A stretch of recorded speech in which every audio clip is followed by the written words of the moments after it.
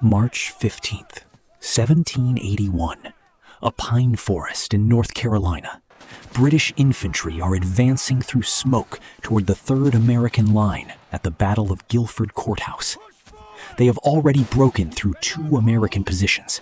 They are the finest line soldiers in the world, and every veteran in the British ranks that morning is watching for one specific American, a giant on horseback.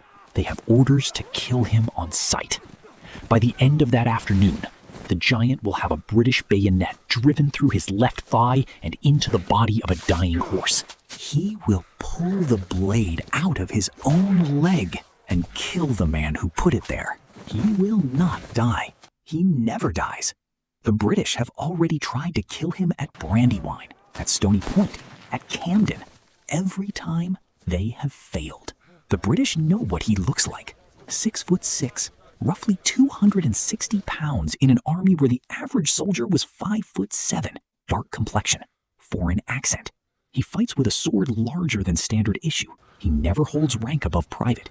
He cannot read or write. Officers have noticed him. Common soldiers have noticed him. And on every battlefield he survives, the legend grows. How did this happen? How did one private soldier with no education and no name that belonged to him by blood become the man British veterans feared more than any officer in the Continental Army? The answer begins 16 years before Guilford Courthouse, on a wooden dock in Virginia, with a 5-year-old boy nobody could identify. But to understand why he mattered, you have to start with what the British already knew about him. By 1781, an unusual story had been circulating through the Continental Army for 4 years. A Portuguese-born private from Virginia, wounded at battle after battle and never killed. The kind of soldier his own captain would later describe as individually equal to 6 or 8 of the best soldiers of the army. His name was Peter Francisco. At 6'6", he was impossible to mistake. British veterans didn't need introductions. They saw him coming. He had first appeared on a British casualty report in September of 1777, the Battle of Brandywine. A Virginia regiment held a wooded rise called Sandy Hollow Gap for 45 minutes under direct fire, buying time for Washington's army to escape. The report noted one man in particular, enormous, refused to fall back, took a musket ball through the leg and kept firing. The British did not yet know his name. 2 years later, at Stony Point on the Hudson River, a strange detail in his after-action report. The Americans had stormed the cliff in the dark with bayonets only. The second man over the wall was a giant. The sentry slashed at his stomach with a saber. The blade opened a gash 9 inches long. The giant kept climbing. He survived. The fort fell. At Camden, South Carolina, in August of 1780, the same giant appeared in the middle of the worst American collapse of the war. While the Continental Army disintegrated, he killed a British grenadier point blank, pulled a cavalryman off his horse, mounted the dead man's horse, and rode through British lines, shouting loyalist battle cries until he reached safety. He saved his colonel. British officers began asking the same question. Who is this man? The answer they pieced together did not satisfy them. The giant was not an officer. He was not an aristocrat. He was not even American by birth. He had been found on a Virginia dock as a small child in 1765. No family, no papers, no English. The people who took him in had given him a name based on the only words he could say. Peter Francisco. That was all they had. He had been raised by a judge named Anthony Winston, the uncle of Patrick Henry. He had been put to work in a blacksmith's forge, 12 hours a day, swinging a hammer. By the time he was 16 years old, the orphan was 6'6" and built like the iron he shaped. In December of 1776, he enlisted in the Continental Army. He signed his name with an X. He was issued a musket nearly 2 feet shorter than he was tall. What he had was a body that 10 years of forge work had built into a weapon, and a willingness to walk toward British muskets that other men ran from. Within a year, he was bleeding at Brandywine. Within 3 years, the British were tracking him by name. Within 5 years, they would have a written order to kill him on the battlefield at Guilford Courthouse. To understand what happened that day, you have to understand the 4 battles that made him: Brandywine, Valley Forge, Stony Point, Camden. Each one built the man the British were waiting for on the 3rd line in North Carolina. September 11th, 1777. The British Army, under General William Howe, has outmaneuvered Washington with a wide flanking march through the Pennsylvania countryside. The American line at Brandywine Creek is collapsing.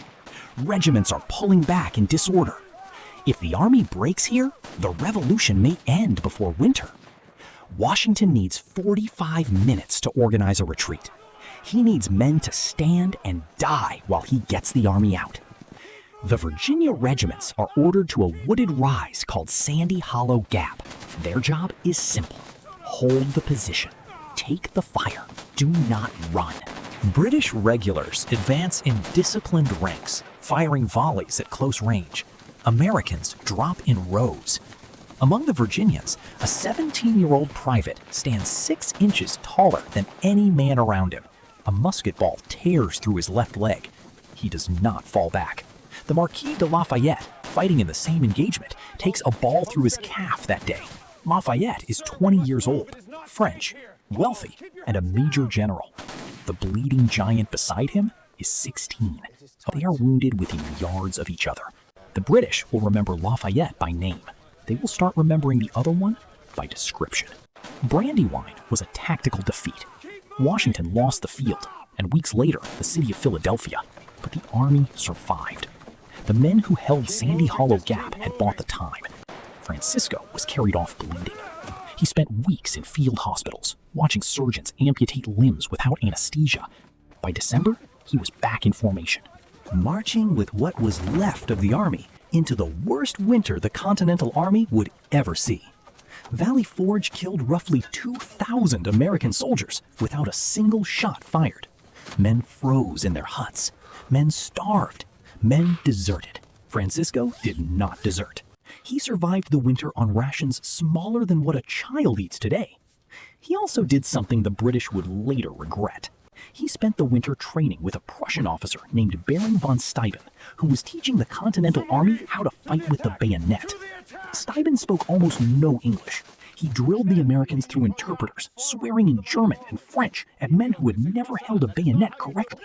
By spring, the Continental Army that emerged from Valley Forge was a different army. They could march in line. They could load and fire in unison. And they could close with the British infantry at point-blank range without breaking. The giant from Brandywine had become a disciplined killer. The British realized something had changed at the Battle of Monmouth in June of 1778. American regulars stood their ground against the British line in a stand-up fight for the first time in the war. The result was a draw. A draw was a victory. The Continental Army was no longer the half-trained mob of 1776. Francisco fought at Monmouth. He came out of it without a wound. It would be the last time, for a while. The Continental Army needed a victory the British could not ignore. General Anthony Wayne was ordered to take a British fortress that sat on a rocky cliff above the Hudson River. The position was called Stony Point. The British considered it unassailable. Wayne disagreed. He planned a night assault. Bayonets only. No muskets loaded. Any musket that fired before the wall was breached would warn the garrison and end the attack. The first 20 men in the assault column were called the Forlorn Hope. They climbed the cliff first. They reached the wall first. They died first. Anthony Wayne asked for volunteers. Peter Francisco stepped forward. On the night of July 15, 1779, he climbed a cliff in the dark with a musket strapped to his back and a sword at his hip. British sentries spotted the column halfway up. They opened fire. A British soldier slashed a saber across Francisco's stomach. The blade opened a gash 9 inches long. Francisco kept climbing. He went over the wall second. He fought through the fort with the bayonet. Stony Point fell in 25 minutes. Anthony Wayne, writing his official report to Washington that night, named Francisco as one of the men who took the fort. It was the first time his name reached the commander-in-chief. If you have made it this far, this channel is built for you. We cover forgotten American soldiers, impossible odds, and the battles that should be famous but never were. Subscribe so the next one finds you. Now back to a giant who, by the summer of 1780, had been hunted by the British for 3 years and was about to disappear into the worst defeat in the entire Revolutionary War. The British strategy had shifted south. Charleston, South Carolina had fallen in May of 1780. 5,000 Continental soldiers were taken prisoner in the single worst American defeat of the war. Congress sent General Horatio Gates, the hero of Saratoga, to rebuild the Southern Army. Gates marched a half-trained force toward a British garrison at Camden, South Carolina. He marched them on green corn and unripe peaches. He marched them through August heat. On August 16th, 1780, the two armies met outside Camden. Within an hour, the American militia threw down their muskets and ran. The Continental regulars held longer, then collapsed. Gates himself fled the field on a fast horse and did not stop riding for 60 miles. The American army disintegrated. In the middle of the chaos, Francisco saw his colonel, William Mayo, about to be shot dead by a British grenadier. Francisco raised his musket and killed the grenadier at close range. A British dragoon rode at him with a drawn sword. Francisco grabbed the man, pulled him off the saddle, and bayoneted him to the ground. He mounted the dead man's horse. And then, in the middle of a British army that had just won the most decisive battle of the Southern Campaign, Francisco started shouting loyalist battle cries at the top of his lungs. British soldiers heard the cries and assumed he was one of theirs. He rode through their lines unchallenged. He found Colonel Mayo on foot. He pulled the colonel onto the horse and rode him to safety. There is also a legend from Camden that Francisco lifted an 1,100-pound cannon barrel onto his shoulders to save it from capture. The U.S. Postal Service put the scene on a stamp in 1976. Francisco's own pension petitions never mention the cannon. What he did do at Camden is documented. What he might have done was already growing into something larger than the man. He spent the winter of 1780 in Buckingham County, Virginia, recovering. In February of 1781, he heard that a cavalry troop was being raised under a Virginia captain named Thomas Watkins. Francisco found himself a horse and a sword and rode out. The troop was attached to the command of Colonel William Washington, cousin of the general. Their orders sent them south into North Carolina. A British army under Lord Cornwallis was pursuing the new American commander in the south, General Nathaniel Greene. The two forces had been circling each other for 2 months through the Carolina backcountry. By early March, Cornwallis had finally caught Greene at a small county courthouse in the woods. The British wanted one decisive battle to end the Southern campaign. They were going to get it. They did not know who was riding to meet them. Lord Cornwallis had 1,900 soldiers.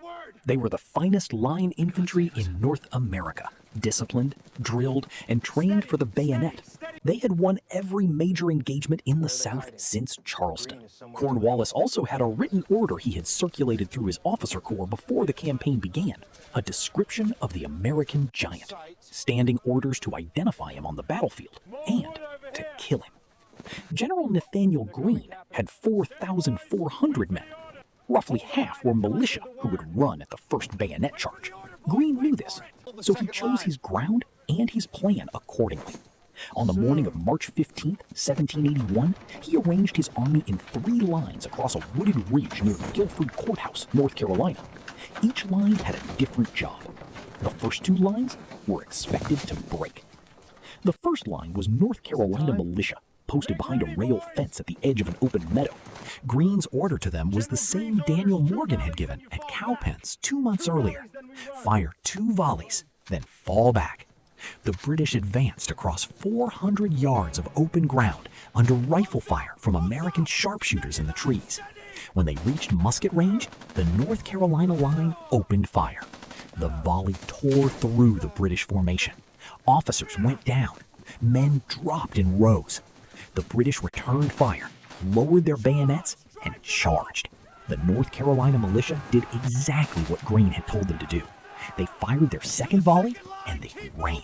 The British pressed forward through the trees towards the second American line, 300 yards deeper into the woods. They had broken the first line in 20 minutes. The second line was Virginia militia, posted in dense pine forest. These were harder men, many of them veterans. They held their position longer, firing from behind trees, forcing the British to fight for every yard. For nearly an hour, the Redcoats hacked their way through the pines under continuous fire. By the time they broke through, British casualties were already mounting. Their formations had been pulled apart by the trees. The third line waited in a clearing near the courthouse. Continental regulars, the Maryland and Virginia line, the best soldiers Greene had. In support, the cavalry of Colonel William Washington, 80 mounted men with sabers drawn, waiting in the tree line. And among them, on a horse 17 hands tall, sat Peter Francisco. He carried a sword larger than standard issue. The men beside him later said the blade was nearly 5 feet long. The British infantry emerged from the woods exhausted. They had been fighting for 2 hours through forest and undergrowth. They ran straight into a wall of American musket fire at point-blank range. The Continental line held. The British line staggered. Cornwallis ordered his elite Guards Brigade forward to push through the gap. The Guards advanced. The American line bent. William Washington saw the British formation pull apart. He gave the order to charge. 80 American horsemen broke from the tree line and slammed into the British right flank at full gallop. The fighting collapsed into individual combat. Sabers, bayonets, clubbed muskets at arm's length. Francisco rode at the front of the charge. The monument that stands on the battlefield today reads that he killed 11 British soldiers in succession with his broadsword. In his own pension petition 40 years later, Francisco claimed only that he was seen to kill 2.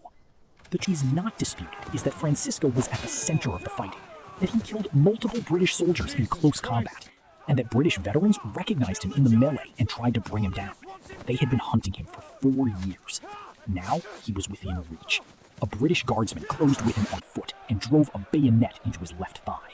The blade passed completely through the leg and into the body of the horse beneath him. Francisco was pinned to the dying animal.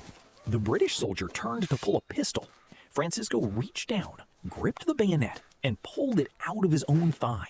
He raised his broadsword and brought it down on the soldier's head with such force that the blade was said to have split the skull to the shoulder. Whether Francisco kicked free of the horse, he kept fighting. A second British soldier drove a bayonet through his right thigh, the full length of the blade, entering above the knee and exiting at the hip. Francisco went down. The cavalry charge pulled back. Cornwallis watched his line crumble. American cavalry was loose inside his formation. His infantry was disorganized, exhausted, and being cut down at close range. He made a decision British officers would argue about for the rest of the century. He ordered his own artillery to fire grape shot directly into the melee, into the mass of British and American soldiers fighting hand to hand. The grape shot broke the American advance. It also killed his own men. The Continentals withdrew in order. The British held the field. By every traditional measure of an 18th century battle, Cornwallis had won. He had paid for it with over 500 dead and wounded, roughly a quarter of his army. American losses were lighter. Greene's army was still intact. That night, a Quaker farmer named Robinson found Francisco bleeding among the dead. He carried the giant into his house and treated his wounds. Francisco survived. Within days of the battle, word reached London.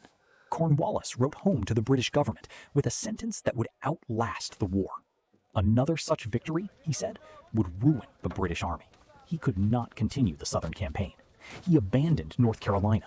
He marched his army north into Virginia, looking for a port where the Royal Navy could reinforce him. He chose a small tobacco town on the Chesapeake called Yorktown. 7 months later, On October 19th, 1781, the same army that had won the field at Guilford Courthouse laid down its weapons. Cornwallis surrendered roughly 8,000 British soldiers at Yorktown to a combined American and French force. The revolution was effectively over. Peter Francisco, recovered from his wounds, was there to watch it happen. The British soldiers they had stacked their arms in front of did not recognize him. The veterans did. Francisco went home to Virginia. He kept an inn in Buckingham County.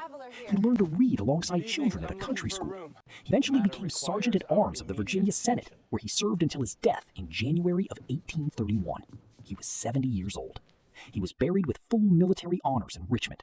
The inscription names the Portuguese orphan as the giant who killed 11 British soldiers in one battle. The monument may be exaggerating. Francisco said 4.